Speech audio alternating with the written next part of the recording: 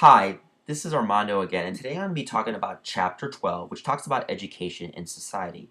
So I'm going to be focusing on giving an overview of education in the United States over the last 100 years, and I'm also going to be talking about a personal story that I recently came upon that talks about the dropout rate among Hispanic and Latinos.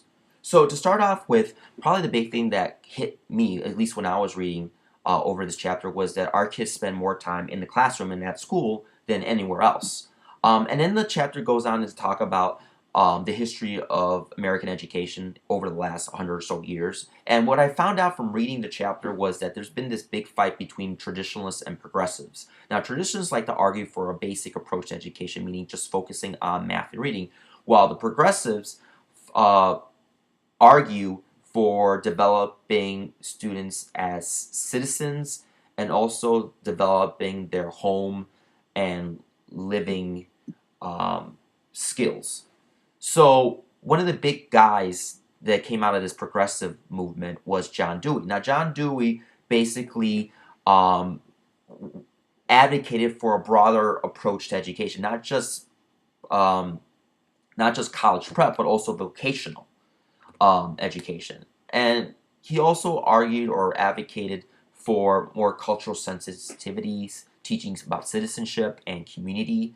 And these are kind of the things that if once while I was reading over the history of education in the United States, kind of popped out this whole this back and forth between traditionalists and progressives. So, beginning in the 1950s, and it actually goes further, but it really didn't start to take off the traditionalist versus progressive movement or arguments until we see the 1950s come upon us. And basically, in the 50s, what we see is a more traditional view of education, which is in contrast to what we saw in the 30s that emphasized progressive education.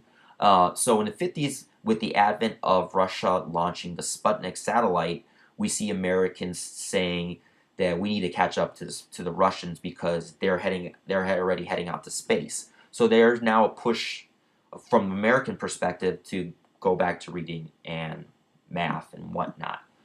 And it worked. In the 60s, they had the first man on the moon and everything was kosher. And then what we see with the 60s and 70s is that, I mean, after the landing on the moon, we see a decline in terms of student achievement, in terms of math and science. So they got their big goal done in terms of getting a man to the moon, but it just fell apart. And a lot of that could be attributed to other things going on in the 60s and 70s, such as social unrest, racial tensions, anti-war movement, and the Cold War, for instance. So what we see is in the 60s and 70s, we see a decline in standards. I know in the readings it was denoted by the SAT.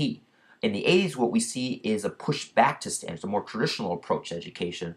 What we see there is that because of economic competition in the world, and Americans wanted to push Americans to compete with other countries, they started going back to a basic approach to education, which is reading and math and whatnot. And in that is what we see is a call for different approaches of instruction. What we see popping up is magnet schools, charter schools, and homeschooling, to name a couple examples. In the 21st century, what we're all familiar with is the advent of the No Child Left Behind bill, which was implemented by the Bush administration in the year 2000. And one of the big things, and it's probably been talked about to death among all educators, is accountability. I mean, accountability in terms of teachers, in terms of the schools, and in terms of the students. So that pretty much in a nutshell is an overview of the history of American education. And what I found out is that there's been a constant fight between progressives and traditionalists over what education is best for our kids. Now, the personal story I wanted to relate, and I came upon it last week while at a career fair at my school, Ellis Middle School, where this gentleman's name is Kevin Echeverria. He came to talk about the choices he made and how he ended up dropping out from school, and he ended up becoming a successful business owner and owning 4 restaurants, and actually was featured in a documentary with a lot of famous people. And he basically told a story to my kids and everyone else in the ESL department, all the other students in the ESL program.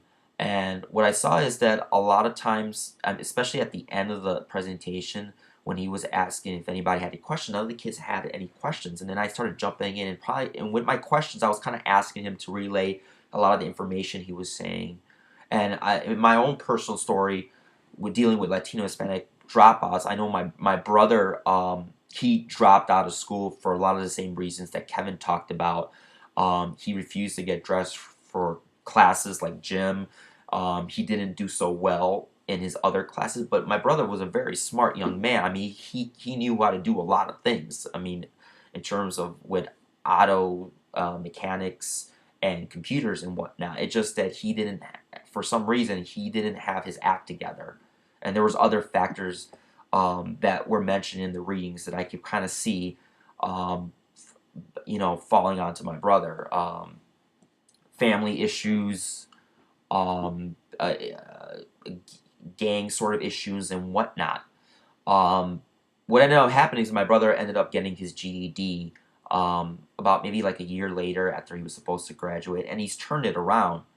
Um, but I think just relaying those personal stories to the kids, I think that gets them more to actually, um, you know, put themselves in the position of people who have been there. And oftentimes, what you see is that as teachers, we can tell them, all the stuff that we've been through, and the choices we made, and it's a good thing to say those things. But the fact of the matter, I don't think that sometimes the students don't really identify with us. They identify with other people that come in, which is what the readings talked about having other people come in and talk about their issues, and how they overcame their issues. So, in talking about the dropout rate among Hispanic Latinos, it's very high, and that's I know in my classroom I always like to talk about how you should try to better yourself for not only yourself but your Hispanic and Latino community, because we need more leaders out there, and that's the one thing that Kevin was talking about in his presentation. So that's chapter 12, and thank you.